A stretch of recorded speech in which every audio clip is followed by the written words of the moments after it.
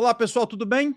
Mais uma edição de Papo de Valor, videocast da Coluna, que se propõe a discutir, olhar para frente do ponto de vista da economia, dos negócios aqui do Espírito Santo. E hoje um papo para lá de importante. Vamos falar sobre o futuro de longo prazo aqui do Espírito Santo. O setor produtivo, né, o movimento empresarial, o Espírito Santo em Ação, junto com o governo do estado, estão montando o chamado Plano ES 500 anos, planejamento estratégico para 2035. Como estaremos lá em 2035, quando completam 500 anos da chegada de Vasco Fernandes Coutinho aqui à prainha de Vila Velha. E para conversar comigo sobre o ES 500 anos, eu trouxe aqui o André Coutinho, que é um dos consultores contratados para mergulhar aqui nas nossas potencialidades, nos nossos problemas e olhar como que a gente vai chegar até em 2035, chegar bem, né? Claro. Então, assim, o André é sócio da consultoria Simnetics, não é isso, André? Simnetics, Isso aí. e está aqui conosco para falar um pouquinho sobre Espírito Santo. André, primeiro, grande prazer tê-lo aqui conosco no Papo de Valor, hein? Eu que agradeço, obrigado aí pela oportunidade, né?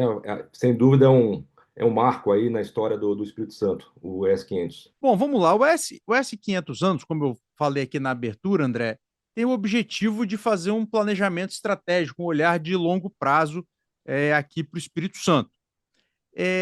Quais são as pretensões de vocês nesse plano que vai ser apresentado para a sociedade do Estado até o final de maio? Bom, em primeiro lugar, você já adiantou, né? Eu acho que nos últimos 20 anos o Espírito Santo viveu aí um grande amadurecimento institucional, ou seja, esse diálogo público-privado, né?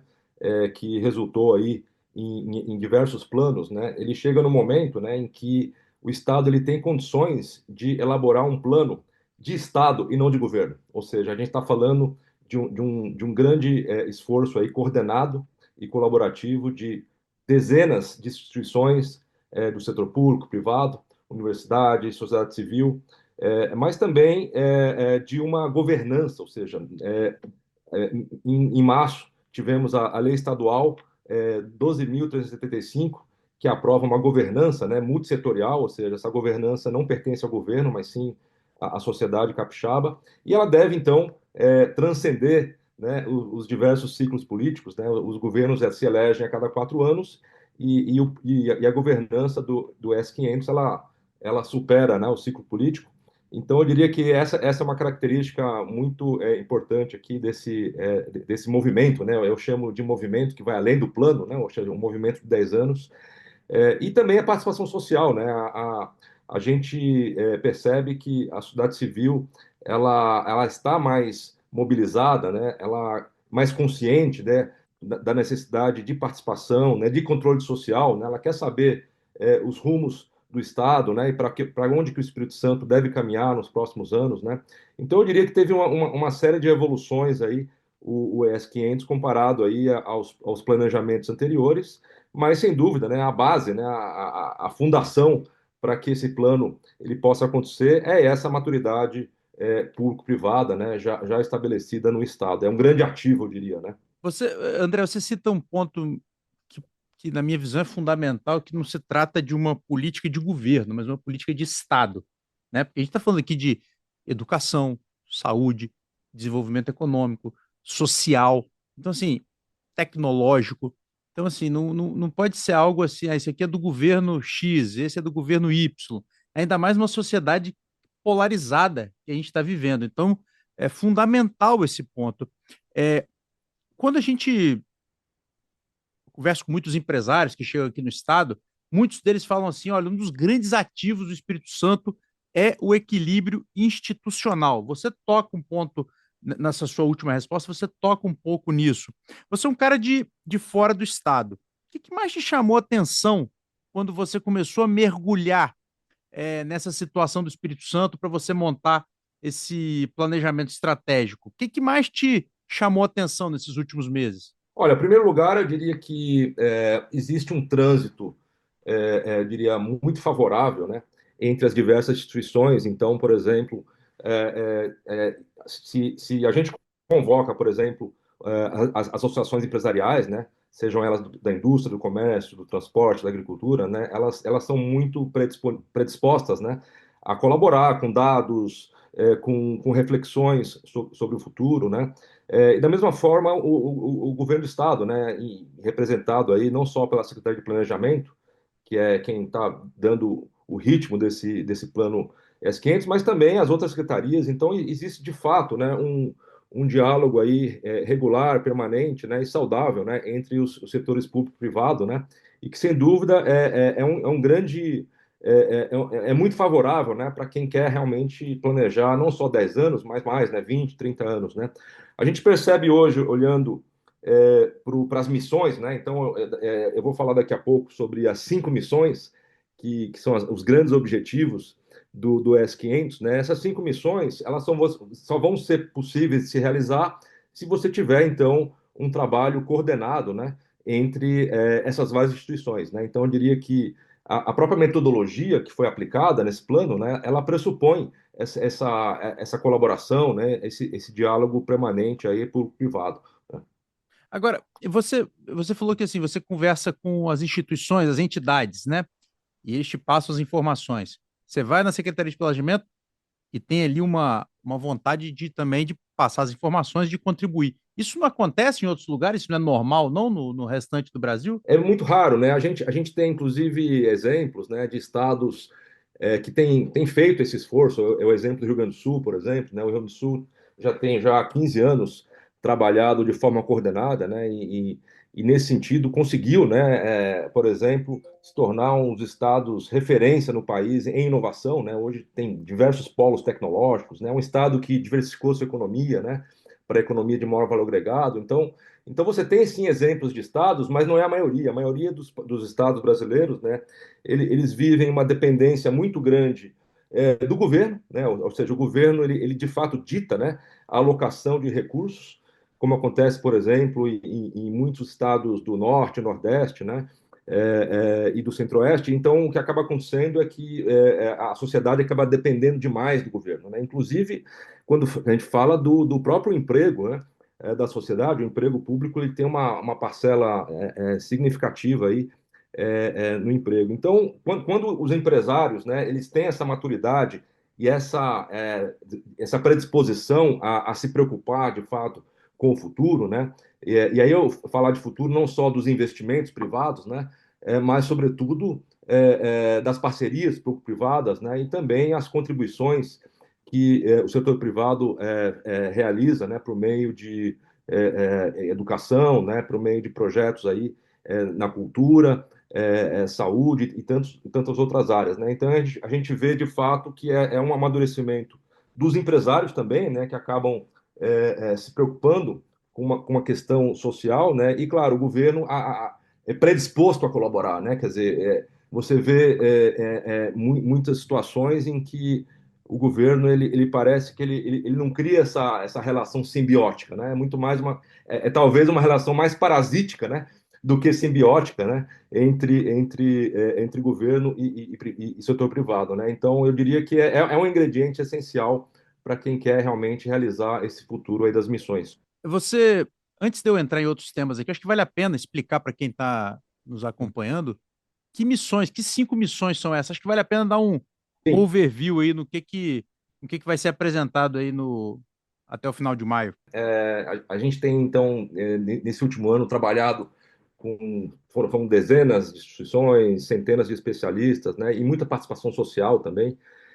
Então, a primeira missão, ela fala basicamente de uma economia diversificada, inovadora e sustentável, né? Então, o que fala essa missão? Olha, o Espírito Santo, ele tradicionalmente, né, ele vem ancorando a sua economia, né, em alguns poucos setores, né? Se a gente pegar os setores hoje como metal mecânico, né, mineração, celulose, rochas ornamentais, né, são setores que tradicionalmente, o próprio agronegócio, né, setores que representam aí quase 60%, né, do produto interno bruto do Estado, né? Então, a gente sabe, olhando para outros países, no próprio Brasil, que quanto mais você torna diversificada a economia, né, e colocando setores aí mais de valor agregado, né? Setores com mais base tecnológica, setores mais sustentáveis, né? Então a gente vê que o Espírito Santo ele tem essa estratégia, né, de diversificar.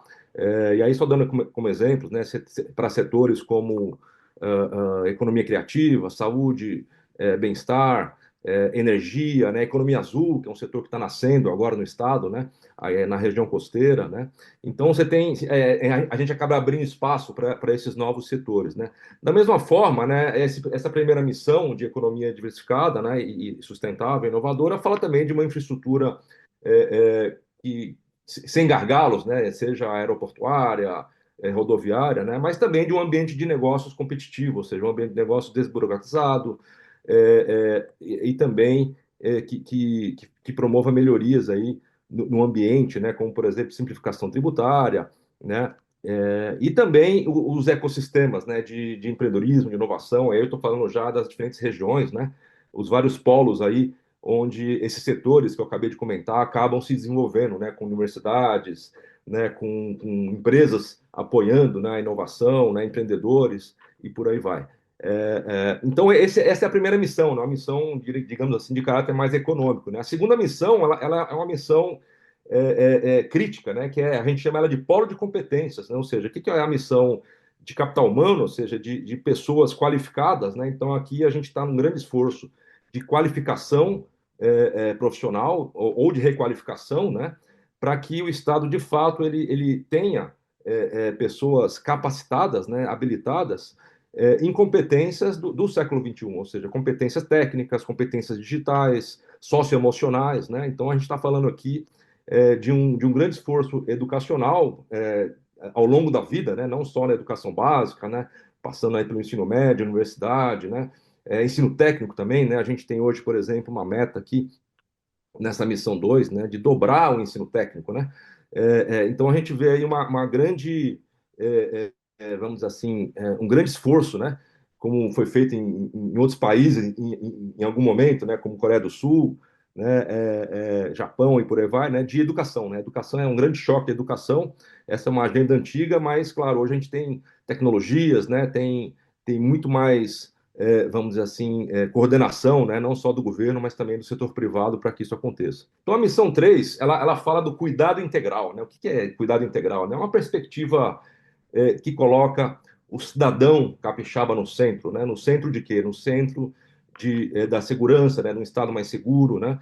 De um Estado que prioriza a saúde preventiva, né? Ou seja, a promoção de hábitos saudáveis de saúde, né? A promoção do envelhecimento saudável, né?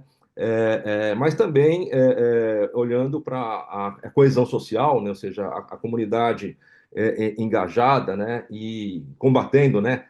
Vamos dizer assim, não só questões de violência, mas também as comunidades que se auto-organizam, né? Que conseguem lidar com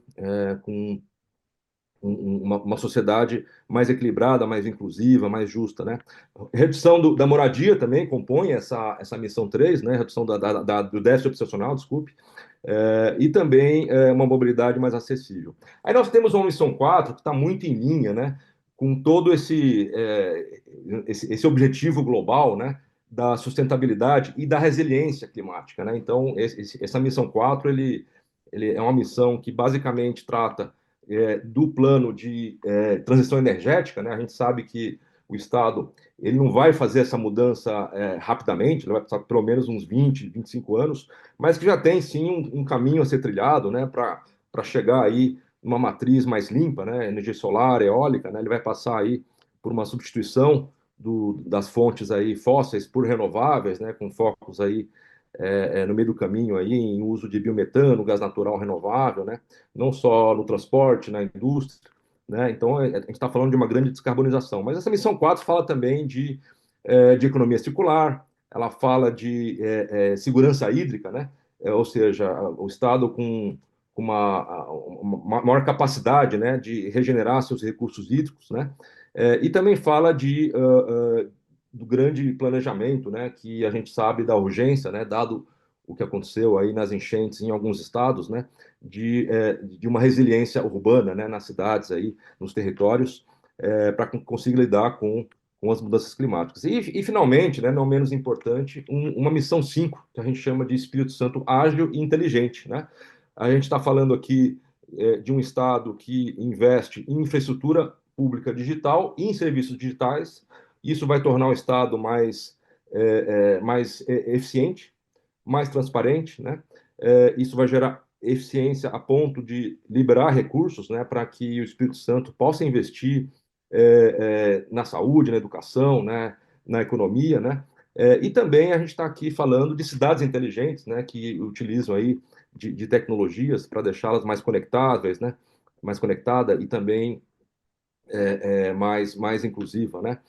E também essa missão 3 ela vai estar tratando, né, de maior letramento digital, né, inclusão digital, e de fortalecimento institucional, né, que tem a ver com aquela nossa conversa aqui do início, né, ou seja, o Espírito Santo ágil e inteligente, ele deixa o cidadão mais próximo, né, do governo, existe mais transparência, né, e existe mais diálogo, e aí tudo habilitado, né, por essa transformação digital que deve acontecer no Estado.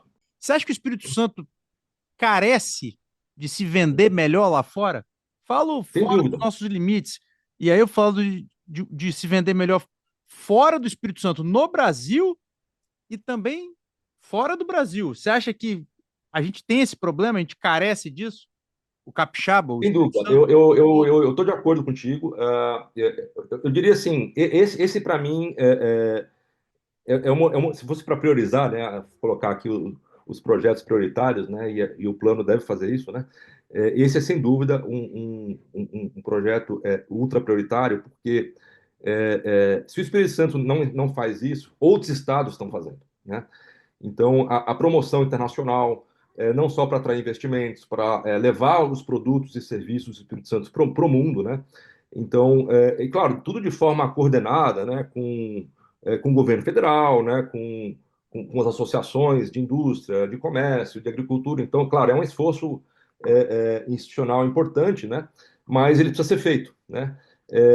Afinal, a gente sabe de histórias de países minúsculos, né, no mundo, né, que são muito pequenos, que só conseguiram chegar onde chegaram com essa promoção internacional, né? Então eu diria que o Espírito Santo não é diferente, né? E o Estado já tem uma característica de ser um Estado internacionalizado, né? Ele é um Estado que tem muita exportação, né? Ele já tem esse DNA de se conectar com o mundo, né? Mais de Então basta agora 50%, mais de isso. 50% da nossa economia é ligada ao comércio internacional. E é interessante, só desculpa te interromper, Imagina. porque um dos objetivos que está claro, o S500 ainda nem saiu, não saiu ainda o documento, não está entregue ainda, mas é muito óbvio que o Espírito Santo se pretende colocar como uma plataforma logística do Brasil. Para você convencer os outros estados a escoarem a tua produção, falando dos outros estados, assim, né? Os empresários, os empreendedores de outros estados a escoarem a produção por aqui, você tem que ter um trabalho muito bem feito de articulação e de se apresentar para o jogo lá fora, né? É um trabalho que mistura promoção mesmo, né? Comercial, marketing, e essa capacidade de advocacy, né? De defender os seus interesses, né? Claro, com apoio aí das lideranças do Estado, aí dos empresários, né? Do Banco de Desenvolvimento, ou seja, é um trabalho, eu diria, que está acima, né? Inclusive está acima de um trabalho que só o governo faz, por exemplo, né? Então, assim, quando a gente desenhou a governança do S500, que agora está em lei estadual, né? Ele tem muito esse papel, né? De influência, de viabilizar recursos, né? Ou seja, a gente sabe que hoje, para esses desafios dos próximos 10 anos, né, a gente precisa de muita articulação, né, para viabilizar recursos humanos, recursos técnicos, tecnológicos, recursos financeiros, né? Então a governança do S500 deveria trabalhar para isso, né, para influenciar, para viabilizar esses recursos, né? E até para propor, né, inovações, né? Então é olhar para fora, olhar o que tem de boas práticas no mundo hoje, né, e levar. Então é uma governança estratégica para o Estado, né? Porque nenhuma instituição sozinha, né, ela vai conseguir levar adiante essa agenda, né, eu chamo de uma agenda estratégica, esse movimento, se não for de forma coordenada, né? Não só internamente, mas, como você bem colocou, né, com outras, né, outros estados, com o governo federal, né, e levando o estado para fora.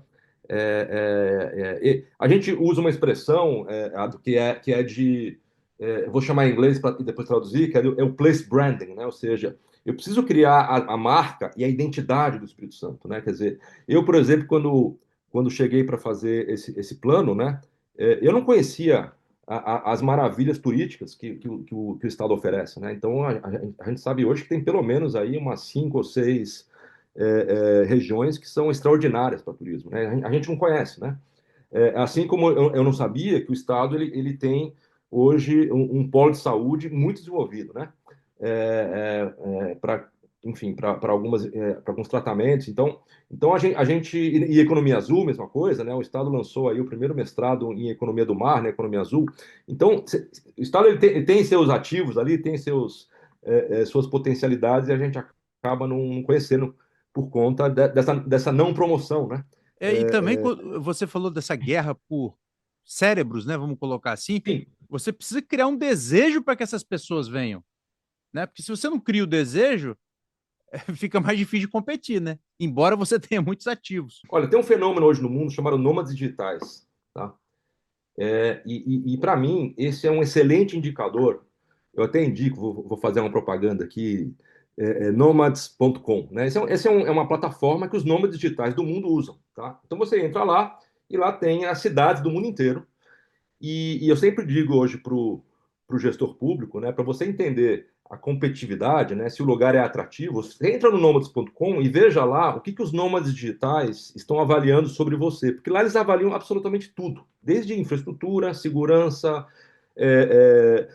custo dos aluguéis, espaço para você trabalhar, né, cowork. Então, é um dado, é um big data, né, sensacional. A gente vai entrar agora num processo de transição da reforma tributária, né? O Espírito Santo é um estado que nos últimos 50 anos, desde lá do começo dos anos 70, viu seu desenvolvimento econômico ser empurrado pelos incentivos fiscais que acabam agora em 2032. Isso que você está falando é a alternativa para o Espírito Santo conseguir manter o seu, o seu dinamismo econômico, a expansão da sua economia? Passa muito por aí? Passa por aí, tem algumas outras, né, estratégias, mas sem dúvida, essa estratégia de atração dos investimentos, dos empreendedores, né, dos turistas, né, porque esse perfil de profissional temporário, né, itinerante, que vai, passa alguns meses, depois vai, ele tem essa característica, né, ele pode até, acho que tem lugares que comparam eles aos turistas, né? Um turista de negócio, vamos dizer assim, né? Mas sem dúvida, né? A gente sabe que com a reforma tributária, né? A tributação, ela, enfim, ela passa a ser na ponta, né? Na ponta do consumo. Então, para você manter a arrecadação, você precisa ter mais atividade finalística, né? Agora, É, é, você falou, você está falando de atração de investimento, você falou que tem outros detalhes para a gente conseguir manter nosso dinamismo e atividade. Que outros detalhes são esses? Sem dúvida passa por uma diversificação econômica, né? Quer dizer, um estado hoje que tem hoje a tributação muito dependente, né? Desses grandes volumes, como você bem mencionou, né? Boa parte aí vai para exportação, né? Ou seja, a tributação que vem da produção, né? Então, ao diversificar, né? E sobretudo diversificar para mais valor agregado, né? Então, quando a gente fala de maior valor agregado, significa o seguinte, né? Com menos produção, né?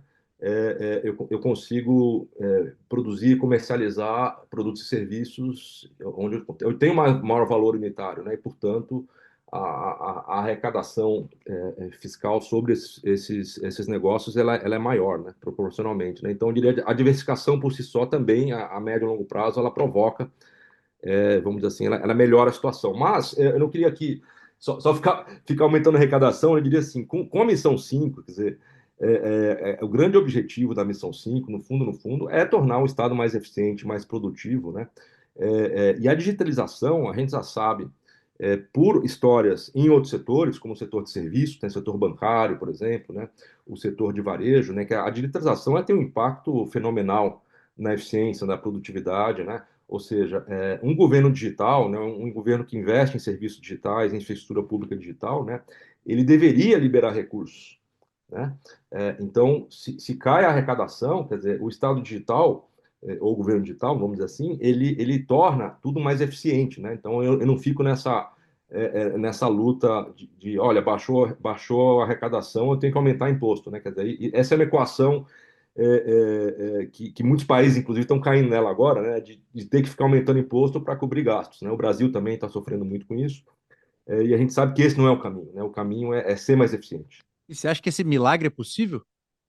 Olha, a longo prazo, sim. Mas, assim, a gente tem exemplos em algumas áreas, né? Como, por exemplo, no Brasil, o que foi feito, por exemplo, em meio de pagamento, né? Com Pix, por exemplo, ou mesmo com a interoperabilidade, né? Então, hoje, com o GovBR, né? Gov.br, é possível você fazer, você acessar, né? Serviços públicos, né? Saúde, é, Muita o seu coisa. próprio negócio. Quer dizer, então, ao investir, porque o digital ele é muito escalável, né? Quer dizer, qualquer mexida que você dá no digital, e se você conseguir disponibilizar ele em grande escala, né? Você tem um ganho exponencial, né? Então eu diria que é possível, sim, e precisa, claro, precisa de prioridade nisso. O federal já está na frente, tá? E os estados precisam seguir, pelo menos, o ritmo do governo federal, né? Quando eu falo governo federal, não é o atual, não, ele já vem de muitos governos, né? É o Estado. Normalmente, de novo, você não está falando de Isso, governo, está falando de Estado. estado, André, exatamente. a gente falou muito de economia, mas tem outras questões importantes no ES 500 anos que a gente precisa tocar. Vamos falar de educação. O Espírito Santo, a gente precisa reconhecer, quando a gente faz a comparação com o Brasil, o Espírito Santo ele vem se destacando no IDEB, vem melhorando, mas ainda muito aquém do que seria o ideal, né? A gente melhorou, mas ainda é pouco, porque a nossa comparação é com o Brasil, que patina, né? Se você comparar, por exemplo, com os países da OCDE. Então, assim, como é que o plano, como é que o S500 anos está olhando para a educação? É uma das missões, né? Qualificação.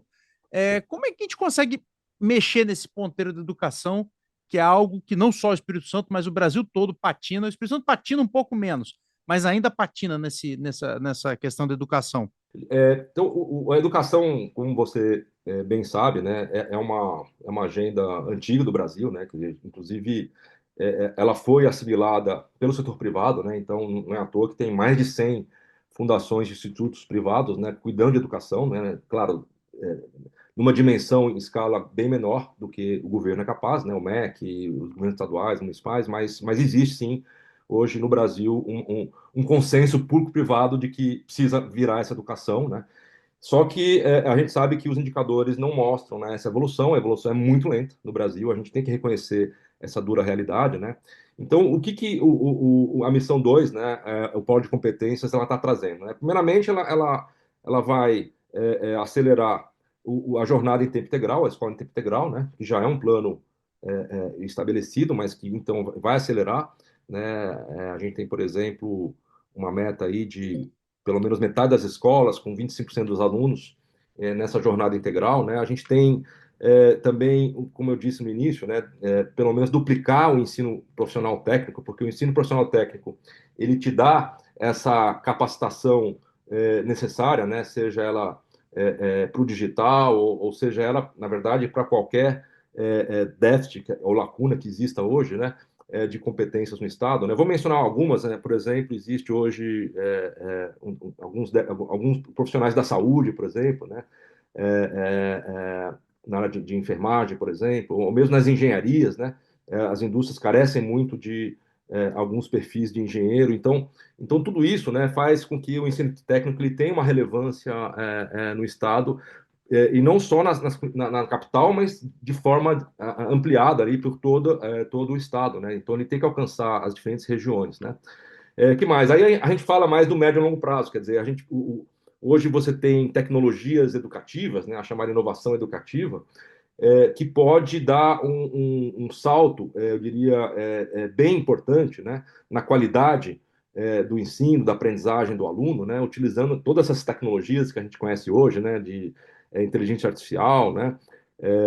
Ou mesmo de educação mais experiencial, né, voltada para aplicação. Então, tudo isso ele pode e deve entrar nos currículos, né? Mas, claro, ele precisa ser testado e escalado, né? Então, tem todo um trabalho aí, como eu disse, no médio e longo prazo. Formação de professores, que é também essencial para essas tecnologias, por exemplo, pedagógicas, né, educativas, elas entram, mas o professor ele precisa acompanhar, né? Ele precisa também estar em linha, né, com esse avanço tecnológico, né? E eu diria assim que, de maneira geral, né, a educação do Estado passa também por uma maior atratividade das universidades, né? A Universidade do Estado elas têm que se tornar mais aplicadas, né? No sentido de mais relevantes quando se olha para a realidade hoje do Estado, né? Para os setores econômicos, né? Esses setores que eu mencionei. Pô, o que a universidade está oferecendo, né? Em termos práticos, né? De aplicados, né? E aí se lançar mais em projetos com o setor privado, né? Em parceria, né? E também abrindo, né, dentro dos seus currículos, né, e dentro das suas instalações, mais espaço, né, para pesquisa aplicada, desenvolvimento, inovação, empreendedorismo, né? Então a gente vê que as universidades que estão se destacando hoje no Brasil, né, são aquelas que de fato se conectaram mais com as empresas, né, e também com esse mundo da inovação, do empreendedorismo, né? Então algumas delas, inclusive, acabaram montando parques tecnológicos, né? Então são elas que estão, vamos dizer assim, atraindo esses investimentos que eu acabei de falar, né? São aquelas que investiram no centro de tecnologia, de inovação. André, você, na sua resposta, você toca no ponto que é a questão da tecnologia. A gente está vivendo uma revolução tecnológica. E quando a gente acompanhando, você vê Estados Unidos, China muito na ponta. A gente vê inteligência artificial, machine learning, automação, robotização. E assim, a gente vê o Brasil na periferia desse movimento. E também a gente, quando está lendo isso, a gente vê o seguinte: olha, quando você entra nesse investimento na revolução digital, você começa com uma progressão aritmética e rapidamente vira uma progressão geométrica. Logo, Estados Unidos, China e outros países, eles vão entrar nessa progressão geométrica e a gente corre o risco de ficar muito para trás. Como é que a gente se insere? Eu não estou falando só de Espírito Santo, não, mas como é que a gente consegue, Brasil, se inserir nessa revolução de uma maneira, pode não ser como a cabeça da revolução, mas pelo menos esteja ali próximo das melhores práticas. Como é que a gente consegue pegar carona nisso que está acontecendo? Diria, do ponto de vista educativo básico, né? É, aí que vem a grande revolução, né? Que vem se tentando há anos, né? Quer dizer, como a tecnologia ela está nessa mudança exponencial, né? E frequente, né? Ela vai sempre mudando, nunca vai parar, né? Então, o que cabe à educação básica, né, é o famoso aprender a aprender, né? Então, as pessoas têm que ser mais capazes de analisar, né? Ou seja, desenvolver criatividade, né? Ou seja, diante dos problemas, né? Diante das situações, né? Então, assim, são habilidades básicas, né? Pensamento sistêmico, né? Você olhar o todo, não só a parte. Então, você tem várias capacidades, né? A socialização, que a gente sabe hoje que é um grande desafio, né? As pessoas elas ficam muito no mundo digital e não socializam mais, né? Elas se relacionam mais. Então, você tem hard skills, né? Vamos dizer, desde capacidade analítica, matemática, né? Programação, até os soft skills, né? Que é de capacidade de socializar, né? De conversar, né? Criatividade, conversar, diálogo. Então, tudo isso aí tem que ser base, porque o restante, né? Se você tiver essas bases, e aí, claro, com um programa de maior acessibilidade a essas tecnologias, porque as tecnologias elas estão disponíveis, como você bem colocou, né? Para o Espírito Santo e para o resto do mundo, né? Então, você viu, né? Tinha lá os assistentes de AI, todos eles americanos, né? Aí surge o chinês, o DeepSeek, né? E isso vai ser cada vez mais comum, né? Os chineses e os coreanos, enfim, todos eles vão lançar, os japoneses vão lançar as suas tecnologias, daqui a pouco a União Europeia também, que não vai querer ficar atrás dessa corrida, né? Então assim, o importante são esses programas, né? Sejam do governo, mas também do setor privado, né, que tornam essas tecnologias acessíveis, né? Porque celular, você há de concordar, né? Todo mundo tem um celular, né? Todo mundo tem acesso a um celular e com o celular hoje a gente consegue ter acesso a estudo sem problema nenhum. Então eu diria que são duas coisas, né? Uma é dar essa formação básica, né? Fundacional para lidar com esse mundo que está em constante mudança, cheio de desafios, mas e um outro programa que é de acesso. É tornar as pessoas assim. Outro dia eu fiquei sabendo de uma tendência agora, que é a chamada vibe coding, né? O que é vibe coding? Qualquer um de nós, sem saber nada de programação, você consegue montar lá um prompt, né? Uma instrução para a inteligência artificial montar um programa para você, montar um site, por exemplo. Né? Você precisa criar um site, um aplicativo, né? Então você tem hoje tecnologias até para programar, né? Quer dizer, e isso precisa ser acessível, né? Eu não sabia até outro dia atrás, isso está desde fevereiro, fiquei sabendo há Uhum. poucas semanas atrás, né? Eu costumo olhar, né, o que está acontecendo de novo no mundo, né? Então, porque esse é meu trabalho. Então você veja que tem formas de você conduzir a sociedade, né? Para um mesmo lugar que está, por exemplo, um país lá na Ásia, né? Singapura, enfim. Caminhando aqui para o final do nosso papo, eu preciso te fazer essa última pergunta. A gente está falando de olhar para frente, mas também é importante a gente olhar para trás. O Espírito Santo enfrentou há 25 anos, 20, 25 anos, um grave processo de degradação institucional, econômica, política, ética, e a gente recuperou credibilidade, mas não podemos voltar para aquilo que a gente viveu lá nos anos 90, anos 2000. Como é que faz para blindar o Estado de um eventual retrocesso? As gerações mais novas não viveram aquilo. Você pega uma pessoa de 30, um executivo, uma executiva com 30 anos, não viveu aquilo. E ele já está num cargo importante dentro da empresa dele, ou dentro do governo. Bom, onde eu quero chegar é o seguinte, que não está dado que a gente vai ter um ambiente saudável como a gente vive, você mesmo está testando para sempre. O que que a gente tem que fazer? O S500 anos olha para isso também? Sem dúvida. Eu diria que a governança, ele é o primeiro passo para isso, né? Porque ela de fato institucionaliza esse plano, ou seja, as instituições, elas então se comprometem, né, a trabalhar conjuntamente para além, vamos dizer assim, dos 4 anos do mandato de governo, né? Então esse plano ele tem um prazo para pelo menos, né, 2 governos e meio, né, até 2035.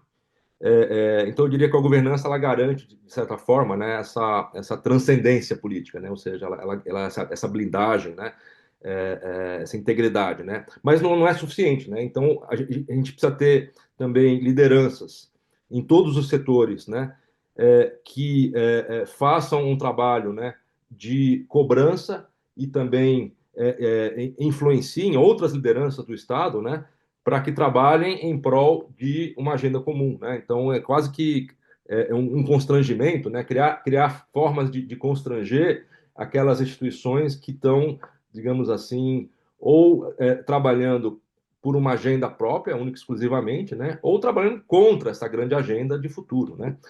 O que é ainda pior. Né? Então, eu diria que por um lado tem essa governança, por outro você tem o papel das lideranças, né, em convencer outras lideranças das instituições, né, e eu diria terceiro, assim, não menos importante, é a questão da transparência e do controle social, ou seja, o capixaba ele precisa ter acesso a tudo que está acontecendo no estado. A gente sabe hoje que o Espírito Santo já conquistou esse lugar, né? Ele já é um dos estados mais transparentes do país, né? Quando a gente fala de indicadores, né? E enfim, de prestar contas, né? De dar satisfação para a sociedade, mas mais do que ter essa transparência, né? Agora a gente entra num outro estágio que é de efetivamente participação social, né? Ou seja, as pessoas convidadas, estimuladas, né? A exercer a sua cidadania, né? Até a gente poderia esticar um pouquinho mais aqui, falar em cidadania digital, né? Que é o cidadão se utilizando aí dos recursos digitais para interagir, não só para consumir serviços públicos, né? Mas para interagir com outras instituições, interagir com o governo, né?